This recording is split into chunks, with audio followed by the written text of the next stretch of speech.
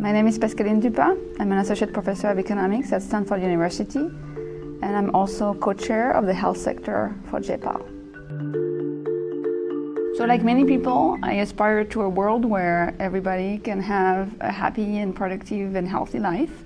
So the work I try to do is helping think through the type of policies and programs that can bring us closer to that, and realizing that the problem starts very, very early in people's lives.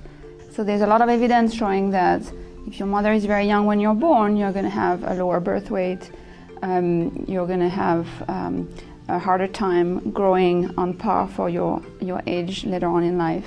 You're going to end up getting less education. This is in part because your mother is younger when she gives birth. Her own health may be affected by the pregnancy. Her bodies may not be ready for the pregnancy and the birth. But also most likely because she's very young when she has a child, she doesn't have much resources, and so she will have less to provide. She may be a single mom. And so there is very, very strong evidence that being born to a teenage mom makes it much harder for the children. There's still a lot of adolescent girls who get pregnant every year. So how do we make progress on that? You really want to think about the context in which these pregnancies happen. So there are some parts of the world, in particular in South Asia, where most of the teenage pregnancies happen within marriage. And so really here the situation is that parents have a preference to marry their daughters early. That's what you see in the data. There's a number of reasons why that may be the case. One that is very often mentioned is the dowry system, for example. And so for that, doing research, trying to understand really what do parents respond to, what are the key reasons why the dowry responds so much to the age of the daughter. Can it be changed if the daughter has more education, if there are more labor market opportunities?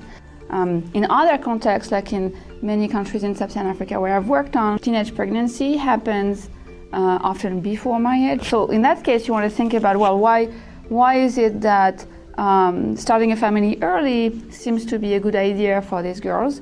And there's a lot of evidence that this is because they cannot afford to go to school, and so that that's why they are at home. And so if you make education more accessible for them, there's a lot of evidence from work that we have done in Kenya for the middle school level, and then in Ghana at the secondary school level, that this really reduces teenage fertility, because now these girls know, well, I can be in school, I can learn stuff, and then when I come out of school, I can also use my skills on the labor market, and maybe having young children is going to prevent me from really capitalize on these skills. And so that's what we call in economics the opportunity cost of time, that when you have more education, it's costlier to spend a lot of time just at home with the children rather than earning a wage on the labor market.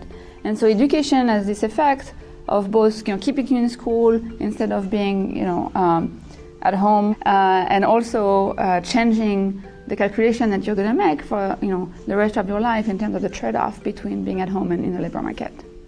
There is a fine line between saying teen pregnancy is bad and so it should not happen, and enabling those who nevertheless end up in this situation to cope with it the best possible way.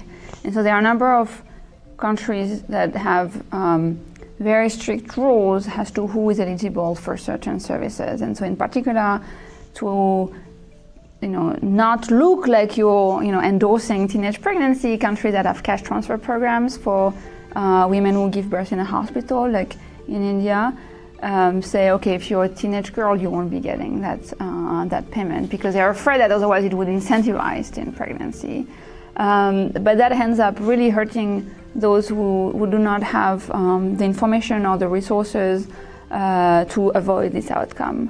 So I think understanding the extent to which indeed the policymakers' concerns about the potential enticing effects of making these services available to teen moms are relevant concern is very useful, because if we knew that actually it's not the case that if I know I can get a cash transfer if I deliver my child in the hospital, it's not going to change anything about my decision as a teenager because there are so many other factors. Then we could have policies that are, not have eligibility criteria based on age, which would mean that those who don't manage to avoid sex in teenage years could get access to family planning, and those who don't manage to avoid marriage in teenage years could have access to resources like antenatal care and delivery care, even if they are below 18.